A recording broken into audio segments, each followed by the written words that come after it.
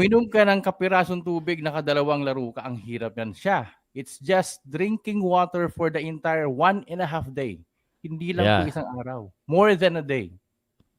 So much critical. And I believe that the percentage of winning a certain match is very low. Now, yung pinakita ni Champ Casimero ay kakaiba. Talagang unbelievable, out of this world, ika nga. And congratulations pala sa'yo at nanalo ka. Yun ang Ngayon, tsamba kasi babawi ko sana.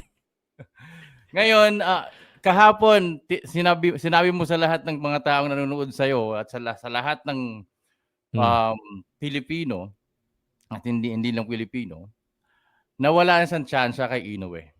Now, let me ask you, Pao, how will you address this right now? Okay. Sa tingin ko, malabo pa rin.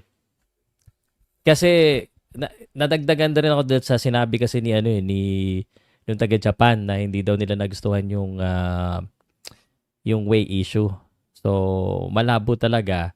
One, tanggalin ko sa equation si Casimero. One, ang daming nakapila kay Inoue. May Sam Goodman na at saka Akmadilib. So, that's two. Sino pa isa? Rodriguez ata yun, if I'm not mistaken. Oh, basta may dalawa na sure na eh. Ang alam ko, narinig ko dalawa. So, pangatlo siya. Para maging pangatlo siya, kailangan niya maging mandatory. So, it means that the answer to your question right now, hindi pa.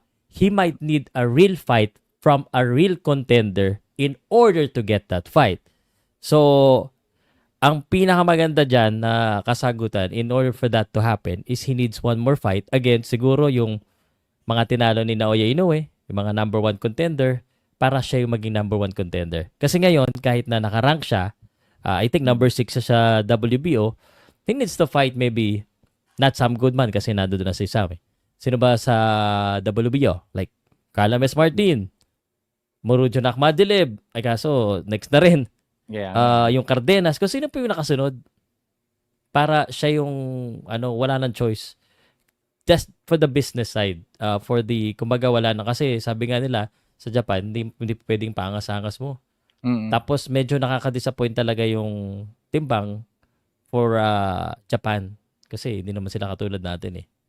Correct. And I believe that word correct. That may sound the respect is actually less for yesterday's weigh-in. As you saw also yesterday, Pao, hindi siya nag-attend sa picture taking even doon sa press con without asking any question to him. He should be beside the promoter. Kaya lang ang nandun is nasa kaliwa lang, wala po yung nasa kanan. Because I believe dismayado po yung team nila, no? If I'm not mistaken, they are actually trying to do something just to correct everything on the right path para makuha yung timbang. Well, basically dun sa senaryong yon, the respect always Japanese kasi medyo talagang mataas kasi ang hinihiling respeto nila. At you are also correct. Me as also watching every boxing event and live streaming those boxing events if I have the chance, I can see na kailangan pa talaga ni Champ Casimero na lumaban at least 1 or 2 fights pa.